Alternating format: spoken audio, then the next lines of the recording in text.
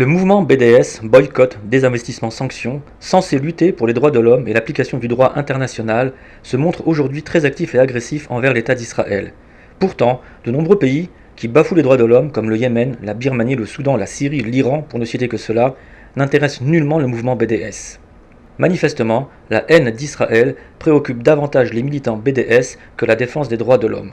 Quelles sont, selon vous, Rav Sadine, les raisons de cet acharnement obsessionnel à l'encontre des Juifs et d'Israël? Écoutez, il y a beaucoup de raisons, c'est tout le phénomène d'antisémitisme qui est en jeu. Mais plus profondément, aujourd'hui l'antisémitisme moderne, il faut bien le comprendre, n'est pas du tout l'antisémitisme du XIXe siècle, où on détestait la détestation du juif. C'est plus comme ça, c'est camouflé. Aujourd'hui, une certaine forme, il faut être très prudent, une certaine forme d'antisionisme est en réalité le masque d'un antisémitisme aussi virulent que l'antisémitisme historique. Alors, comment est-ce qu'on peut décrypter cet antisémitisme? C'est très simple. C'est que de faire des reproches à Israël, on peut le faire. On peut faire des reproches à Israël. Israël, comme tout État politique, démocratique, comme toute société, fait des gouvernements à la tête d'un État font des erreurs. Surtout dans un contexte de conflit, d'agression, il peut y avoir toutes sortes d'erreurs. Et bien entendu, Israël n'est pas à l'abri des critiques. Mais là où c'est tout à fait intéressant, c'est 3 points. C'est qu'il y a un premier point, c'est la concentration de la critique. L'antisémite, très souvent, même historiquement, avait reproché des choses aux Juifs qui pouvaient s'avérer objectivement peut-être vraies. Mais imaginez que vous avez un immeuble avec 50 familles, et que au premier étage vous avez un criminel, au deuxième étage vous avez un voleur, au troisième étage vous avez un violeur, au cinquième un kidnappeur, et au sixième quelqu'un très bien, etc. Et une famille qui fait trop de bruit. Il fait trop de bruit avec les enfants.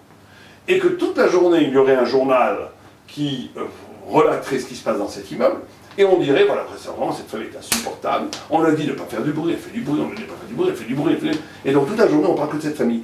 Il apparaît qu'à ce moment-là que la concentration et le volume de critiques disproportionnées par rapport à cette famille montrent qu'il y a une animosité spécifique par rapport à cette famille. C'est exactement ce qui se passe dans le concert des nations par rapport à Israël. Vous avez dans le monde entier des États, comme au Darfour par exemple, où il y a eu des massacres de centaines de milliers de populations. On en parle, mais ce n'est pas du tout une obsession accusatrice. Vous avez des États, l'Afghanistan, etc. Je ne veux pas faire la liste de tous les États. Et vous avez même les États-Unis, par exemple. Et la France, prenons la France, qui en Irak a participé, la première guerre, je parle, d'Irak au bombardement, qui ont fait à peu près 100 000 morts civils. Peu de gens le savent. 100 000 morts civils. Personne, on a un peu parlé des bavures civiles qu'a fait l'Angleterre, la France et les États-Unis, mais ce n'est pas du tout devenu un sujet. En Serbie, par exemple. Quand l'Europe était rentrée en Serbie, elle a bombardé, il y a eu des centaines, peut-être même des milliers, je n'ai pas les chiffres exacts, de morts civiles. On n'en parle pas. Le fait que dans un conflit très difficile, à partir de la bande de Gaza, que le Hamas envoie des fusées contre une population civile, et que légitimement l'État se défende, et qu'en essayant de tout faire pour ne pas faire des morts civiles, il y a quand même des morts civiles, et c'est tout à fait regrettable. Quand des enfants meurent, il n'y a rien de plus horrible que cela. Mais il faut aussi le reprocher, je pense qu'il faut encore exiger de l'armée israélienne, de l'État d'Israël, d'être encore plus attentif, même au prix d'un sacrifice énorme, de protéger absolument la population civile.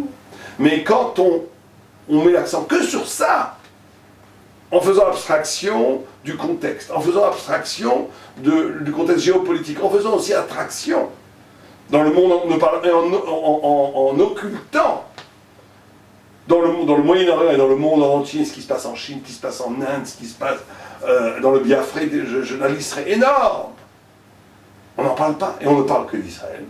À ce moment-là, il y a effectivement antisémitisme. Et quand on appelle antisémitisme, non pas au niveau du reproche, on peut nous faire des reproches, on peut faire des reproches à Israël, mais le fait que ces reproches sont exclusivement à 90% faits à Israël, montre qu'il y a un problème qui est le peuple juif, en tant que nation juive, dérange une certaine frange de la population mondiale, et c'est le vieux stigmate de l'antisémitisme. Ça c'est le premier point. Deuxième point, très important, c'est que l'appel au boycott, l'appelle Ocherem. Ça veut dire au fait de ne pas manger les produits qui viendraient d'Israël.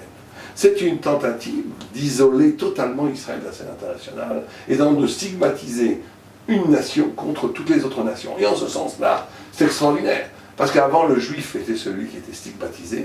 Aujourd'hui, l'État d'Israël devient le juif des nations. Le juif des nations qui est stigmatisé. Et troisième point qui n'est pas moins important, c'est au niveau de l'honnêteté. Ça veut dire qu'il y a, à un moment donné, il faut se demander l'honnêteté. Quelles sont les motivations profondes de ces gens-là? Pourquoi veulent-ils absolument stigmatiser Israël? Quel est leur but? Alors, c'est vrai qu'il y a des juifs, par exemple, ces mouvements.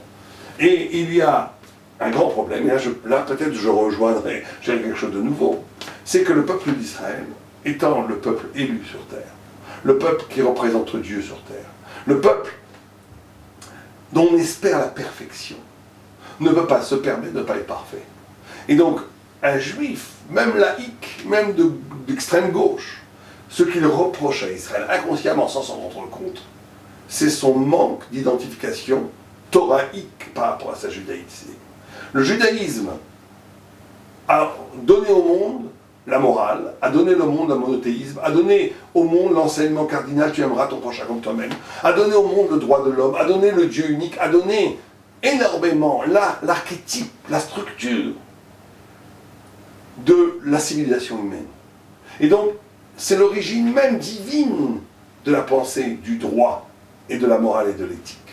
Et donc, quand quelqu'un accuse Israël d'être et là je rejoindrai presque la critique, un des grands problèmes du sionisme, un des grands problèmes de la création d'un État structuré à partir d'une modalité occidentale, politique, économique, comme n'importe quel État, dénature, quelque part, l'excellence et l'élection d'Israël.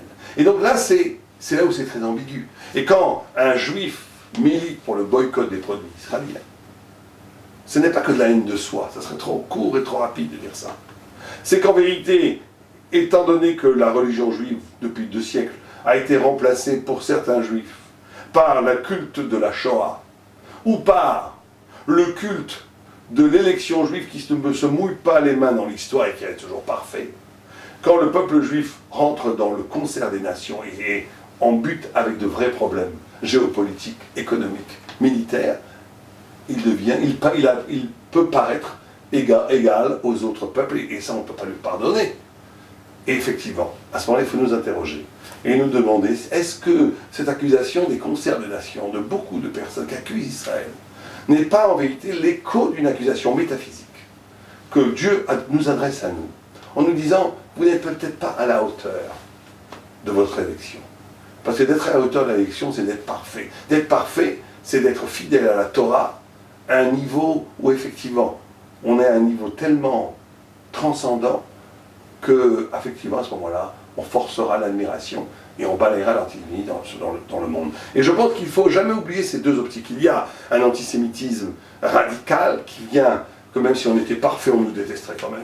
Il n'y aurait rien à faire. Mais il y a un antisémitisme qui se nourrit d'un inconscient où on nous reproche de ne pas être à la hauteur de notre élection. Il faut différencier les deux antisémitismes qui se combinent très bien. C'est une synergie qui fait une machine à vapeur, qui fait énormément d'attaques contre le peuple d'Israël ou contre Israël en particulier. Mais il faut, nous, être toujours réinterpréter les événements politiques, médiatiques, idéologiques qui nous entourent comme des signes de Dieu.